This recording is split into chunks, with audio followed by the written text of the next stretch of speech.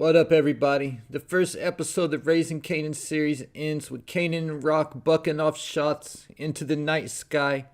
As the narrator, OG Kanan says, "You already know how my shit ended, and now you know how it started. But the real story is what happened in between. This is that story. This is my story. This is the Southside Jamaica Queen's story." And it was that last line that got my attention, as Kanan says, "This is the Southside Jamaica Queen's story." As we know that the Raising Kanan series isn't based on a true story like BMF or American Gangster, for example, but at the same time, there are certain elements of the show that are definitely inspired by what was going on in the Southside Jamaica Queens during that time period, the late 80s and the early 90s.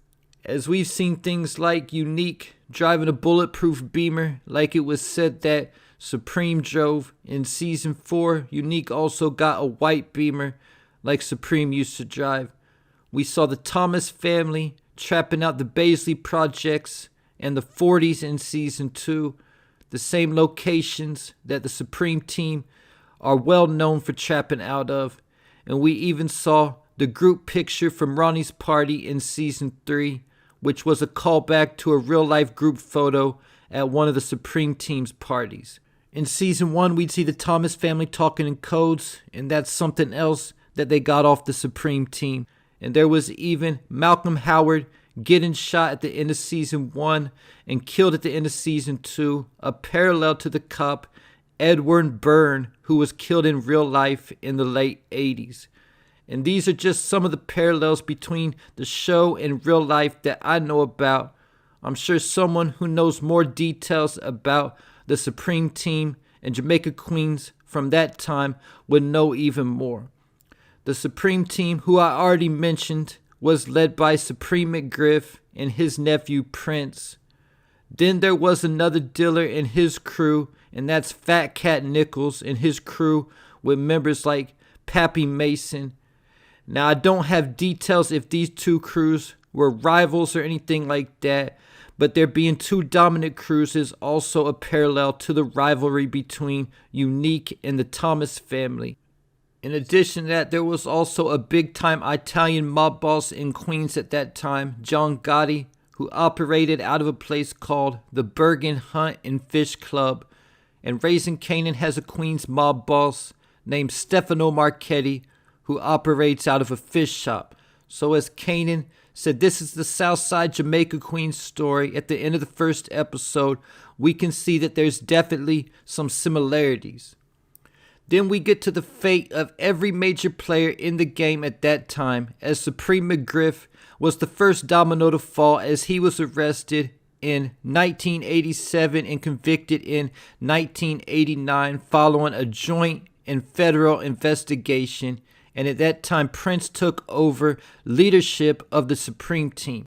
Then after Prince had been running things for a few years is when a major case took place, a RICO case, when Prince and 6 other members of the Supreme team were all convicted of narcotics trafficking and racketeering.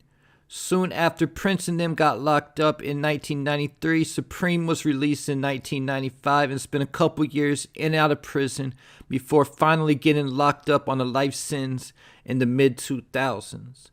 As for Fat Cat Nichols, he was also locked up in the early 90s around 1992 and given a 25 to life sentence plus 40 years. And as for mob boss John Gotti, he also had the same fate, as he was arrested in the early 90s and also received a life sentence. So as a lot of people have predictions going into the final season of Raising Kanan that all the main players who's been running the game for the last 4 seasons are gonna all end up dying. But if the writers continue to be influenced by the real Southside Jamaica Queen's story, all these characters will actually end up going to prison. And even though the events I just talked about didn't all happen at the same time, I think the main event to keep in mind is when Prince Miller and 6 other members of the Supreme team all got locked up, as that took place in the year 1993, the same year that's about to be on the Raising Kanan timeline. Then we get to the question, is there anything from OG Power history that indicates that a major case could be going down in the year 1993? And the answer is yes. Keep it in mind that in Power Season 5, Tony Teresi had just got out of prison after serving 25 years. And it was said that Teresi got arrested as part of a major case where several other mafia members also got arrested, snitched, and got tickets to Whitsec in Arizona. And the 5th season of OG Power came out in the summer of 2018. Subtract that by 25 years, and that gets us to the summer of 1993, about 6 months from where we're at on the current Raising Kanan timeline, and coincidentally, the same year that the RICO case went down in real life with Prince Miller and the Supreme Team. And we know that Teresi was connected to the Italian Mafia in Queens, the same family ran by Stefano Marchetti in Raising Kanan. So if the Raising Kanan story is similar to the real life Southside Jamaica Queens story and everybody ends up going to prison, then I think the events that took place in the season 4 finale will play a major part in this taking place. As in one day, Stefano was stabbed, his fish shop burnt down, the Chinese restaurant was burnt down, Rock was likely shot, but I think she'll survive, and there was even the shooting at the gas station where Marvin was at, which resulted in at least one civilian dying as well.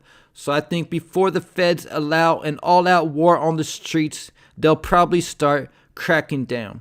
As we know that the feds were already watching Stefano and even had his fish shop bugged going back to season 3 as he ultimately started holding meetings at the restaurant in season 4, feeling like it was safer. And the feds have already seen both Rock and Marvin leaving Stefano's spot as well.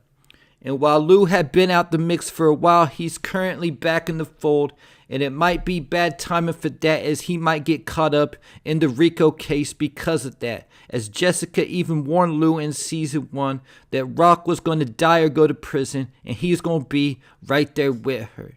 In addition to that, Lou also has the cops looking into him for the murders of Julius and Kenyatta. And while Lou ain't gonna run his mouth, B. Rilla or Imani Okoye could. And as far as Unique, even though the feds would have a hard time connecting him to the Thomas family or Stefano, like I said at the beginning of the video, Fat Cat Nichols also went to prison on charges unassociated with the Supreme Team. And in Raising Kanan, Officer Garcia is looking into Unique as his top suspect for the murders of Detective Howard and Ronnie. And because Unique was on the scene that night, he could definitely end up getting locked up for something he didn't do for a second time. And this time actually get convicted and have to go to prison because of it.